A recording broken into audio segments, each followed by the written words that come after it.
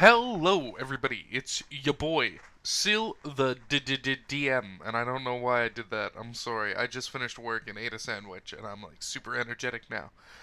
To quote Rooster Teeth. Um, so yes, a recap. For Ixalan. In the last week, I know it's coming up late. I had company all weekend, so I didn't really have time to record during my usual Saturday morning routine. So instead, I'm recording this Friday while everyone else is still in bed. This week's session is titled Ink Master. Picking up where we left off, the party sets out into the city to do a little bit of shopping, and Alani wanted a tattoo. So they traveled with Alessia, the uh, female sailor, bard, uh, poet, just crewmate. I don't need to go into all of her NPC classes. To visit her father, who they discovered was this burly Minotaur man. Um, excuse me, I have a very bad cough right now. I had a head cold about 2 weeks ago, which went away in about 2 days. Um, but has left me with this cough whenever I talk for an extended period of time. And I've been working as a teacher all morning, so I've been talking kind of nonstop for the last 3 hours. Which means I've also been coughing pretty nonstop for the last 3 hours. If I sit quietly, I basically never cough, which is the worst of it. So yes, not too much happened this session. It was mostly just fun little role play. Alani spoke with the Minotaur for a little bit and sat down to get tattooed. They decided not to go with a full sleeve, but instead from like a shoulder to elbow kind of sleeve of jaguar print. And while doing that, everyone else went shopping, sort of interested to find a place where they could acquire diamonds. Eventually finding a massive ship, uh, which was called the White Whale. Upon going inside, they did discover a pretty magical looking room, occupied with an old as fuck, leathery skinned human. They spoke to him a little bit and purchased a diamond, which he had a few to spare, but it was quite expensive. More expensive than the diamond would be worth, which the shopkeep explained was because in the Brazen Coalition, one of the particular factions basically has a monopoly on diamond production, and so the prices on diamonds are like just super scaled.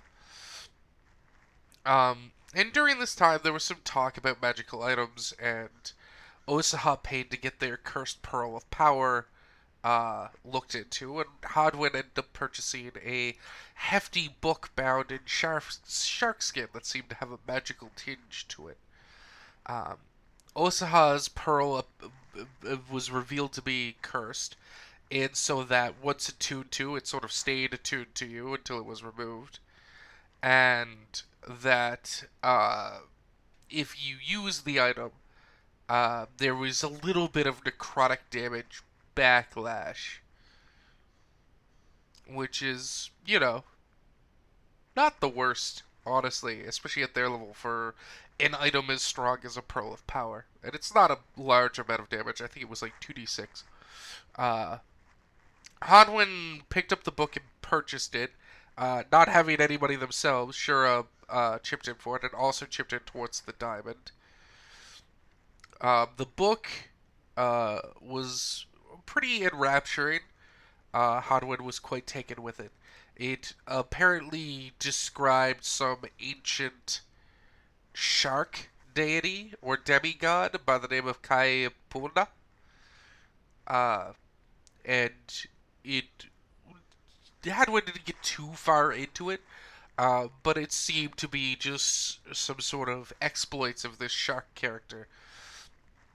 On their way back, they met with Alani, who was finishing the hat too.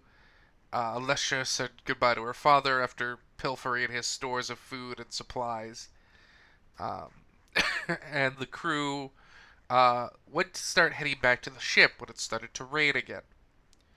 Um, Getting protected by the rain as best they could, everyone made it back to the ship, and Bardov lowered the gangplank down for them to get on. They headed inside and enjoyed a light dinner, and Hadwin just did some more reading, learning about a few other names within the book.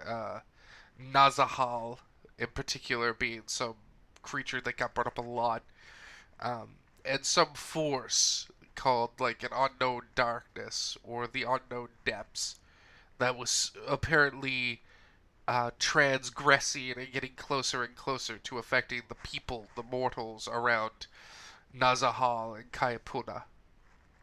And it seemed to be that Kayapuna was a bit of a trickster.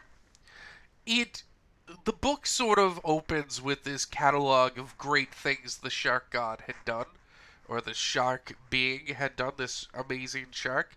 And every time it did something great for people, it inevitably caused issues, like pulling coconut trees out of the ground, but making it so that the trees weren't really designed for the coconuts and they could fall and hurt people. Or, creating a small island for them out of one thing, or altering a tide to help them swim faster to get to a certain place away from their what hunts them. But the tide would then somehow cause flooding, or would accidentally lead them to somewhere as almost as dangerous. It was kind of like an accidental goof. They ate for a little bit and chatted for a little bit.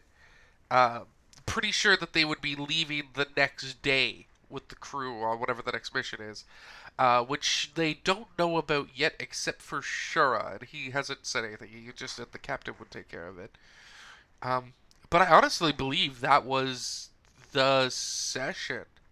Other than just some delightful roleplay, I don't think anything too crazy happened. And there was some more generic or sort of general world building with the book that Hadwin purchased, but I don't believe we got into any like crazy shenanigans. It was a very tame session, which is quite different from the next recap that's going to be uploaded. Um, I want to thank you all for coming by for this incredibly short recap. This is probably going to be the shortest there is, and probably the shortest there might ever be.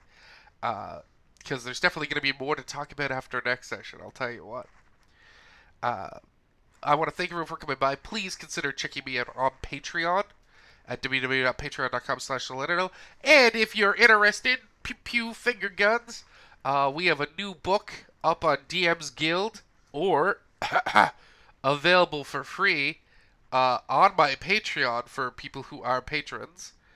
There is it is Interspecies Freedoms, a companion guide of sex, comedy, and adventure. A book that explains and rules out sexual encounters for Dungeons and Dragons. Adds 2 new resources, comes with a PDF character sheet add-on to keep track of all of your things that are related to the book, and it's just a fun little way to expand into the comedy of that part of the game. That's great for groups that like that kind of thing. So if you'd like either access to that via my Patreon, or of course you could always just purchase it if you'd like at DM's Guild. Links to both will be in the description below. Thank you for coming by, and have a great day.